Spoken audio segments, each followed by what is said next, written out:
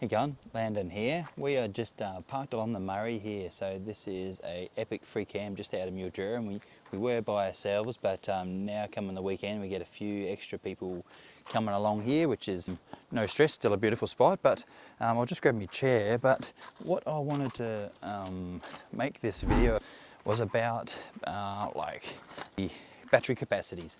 So it's always a bit of a question mark about how big a battery bank do we need, and everyone's answer is different. So I like to explain it and compare the battery banks to like a water tank. So when it's raining, you collect water, and then when it's not raining, you're discharging from that water tank, you know. And it's the same with battery capacity, is that size of that rainwater tank. So when it's raining is when the sun is out, and then we're storing as much power as we possibly can to then discharge it in those times when it's not raining.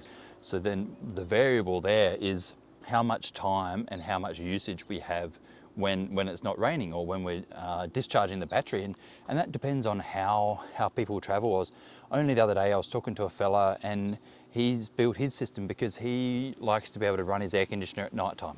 They're not big users during the day. They cook in the Weber, like me here. I've got a roast in the Weber. I'll show you a photo of the roast at the end of it. I'm pretty excited about it. But you know, they cook outside. They're super, when they're out in their caravan, they're super adventure people, that they'll be out hiking, riding bikes, all that type of stuff. But then at night time they like to run their air conditioner all night. So their battery bank looks quite big because they are storing that power or that water while it's raining, analogy, and then they're discharging it at night time. So their battery bank is huge.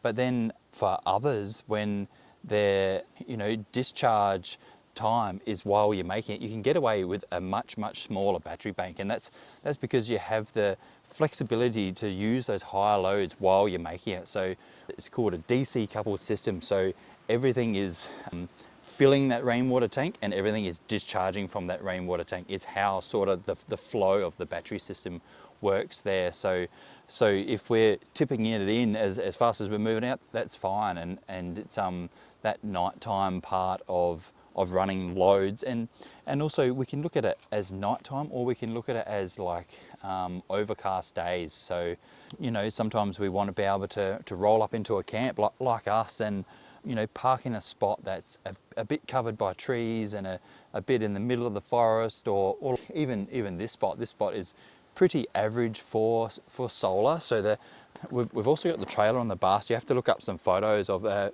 setup if you want, but it's sort of against that tree line, and that trailer's only making a few hundred watts, where we've got 2.4 kilowatts on the trailer and 2.2 on the bus. So our trailer is a huge part of our solar system, but it's quite covered at the moment, so it's a bit of a trade-off. But how can you pass up this epic view? It's that benefit of having that bigger battery bank to then not be worried as much about being in a critical spot for that, the best solar spot, because the best solar spot is probably on the road in, like it gets pretty covered by trees and that type of stuff. But there's a few spots up there which would be great for solar. They'd be clear in the open paddock type thing. So, but that's because our usage is during the peak of the day.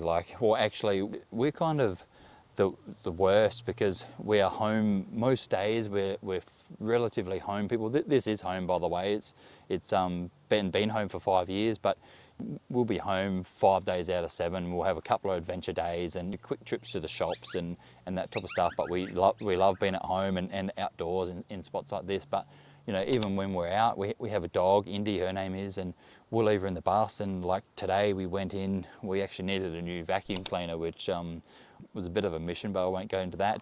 But we left the air conditioner on flat out while we're gone, because to keep the bus nice and cool, and to keep the dog cool, and so that it's cool when we get home, and that's a crucial part of how we run our system. But I guess what I sell a lot of systems for buses, that's my main audience, but it's the same throughout other systems. If it's for a motorhome, a caravan, a bloody camper trailer, or even a tiny house. And what I find important is that to start out, our battery banks at a minimum sometimes is the right answer, and sometimes we can make a good guess. And if we're like, oh well, we want to be able to go off grid and not worry about it for a week at a time. And generally, water's your limit, right? It's good to, you know, work backwards from how many days water and food supplies that you can have, and then make sure your system can last you that day. So you really want to be running out of water before you run out of power, right?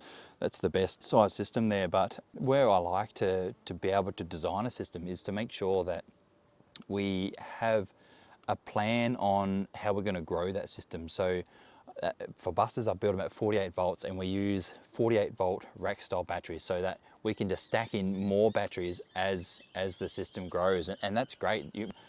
We can add new batteries to old batteries within those first few years without any dramas at all. And some manufacturers are even happy throughout any stage of its life. Even if one battery's 8 years old, we can add a brand new battery to it because of the way that lithiums derate over their lifespan, that they can be mixed, the new and the old type thing. So, but where we can do that in you know, smaller systems and 12 volt systems as well, is to make sure that we build the space to fit those multiple batteries. You know, like I often say to people, you know, if we're going off 2 batteries, but I'm on an errand about 3 batteries, just build the box to suit the 3 batteries. It's easier to be looking at it than looking for it when you go to add that extra battery in it type thing. And the hardest part with that is we can only mix the same batteries as time goes on. So, you know, it's crucial to choosing a battery that we are confident that it's going to be. Here goes a couple of jet skis on the river. Man, that looks fun. I do need a jet ski one day, don't I? But anyway, you know, the crucial part of being able to build a system that is scalable like that is that we're going to be able to find the same battery down the track. And there's some brands that swap and change their range, and they bring out of this and they bring out of that. And that makes it quite hard to find that same battery to be mixing. And the reason that we want to have the same battery to stack them is that their internal resistance needs to be very, very close to being exactly the same. So that's how they will equally draw. So if we have one battery that is different to the others, it could potentially take more of the load, or it could take less of the charge because of that internal resistance, and it'll become unbalanced and not very happy. So I want to do another video actually about piecing batteries together, about the importance of being mindful about how to string them together to really keep them balanced. But that's a topic I reckon I could talk for bloody an hour about that. But yeah, what I really wanted to come on here and talk about today is about the importance of the scalability of the battery system, to really keep in mind of that, you know, like, you know, we'll just do one battery for now, but let's make a provision for an extra battery to go in next to it, you know, maybe next year, or if we decide to do a full lap of Australia, or whatever it might be. And we found ourselves that we had 3 batteries. We have like the 48 volt style stack batteries. We had 3 batteries for probably 4 years. And then it's only been in the last year that we added that extra battery to it, and that's really helped us with going into those you know, spots within the forest and that type of stuff. The spots where the solar is lacking, and you sort of started hitting the 100%, and you started hitting the 80s, and you started hitting the 60s, and then the 40s, and then the 20s, and then by then you get going.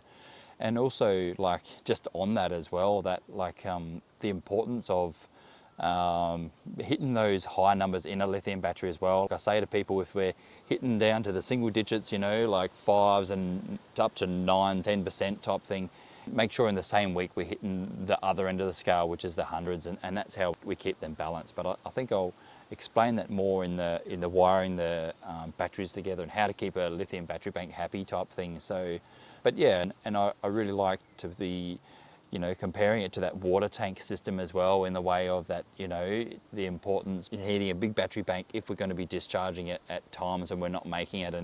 And originally when we moved into the bus, that was us. Like, we were managing caravan parks, and we would get home at 5 o'clock at night, and that's all the loads, you know. We'd be cooking tea, cranking the air conditioner, running the TV, running the pump for the water, for the hot showers, and all of that type of stuff. And you know, our loads have changed, but now that we're sort of relaxed into a bit more of a rhythm, you know, like this is what I do full time, is helping people with their off-grid systems. It's, you know, we can do the loads of washing throughout the day and cooking throughout the day and that type of stuff. So, but yeah, anyway, hopefully that all makes sense.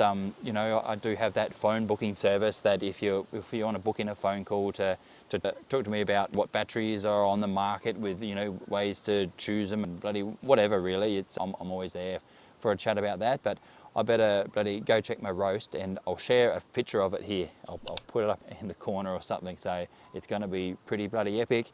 Been collecting sticks, going to have a campfire next to the river, so yeah, how good. I'm really enjoying this weather as well in Vic. We've just come down from outback Queensland, and man, it was pretty warm, so it's nice to have a cooler night. So once it cools down tonight, that campfire really sounds pretty good to me. So anyway, I'll leave it there, but yeah, let me know if you've got questions.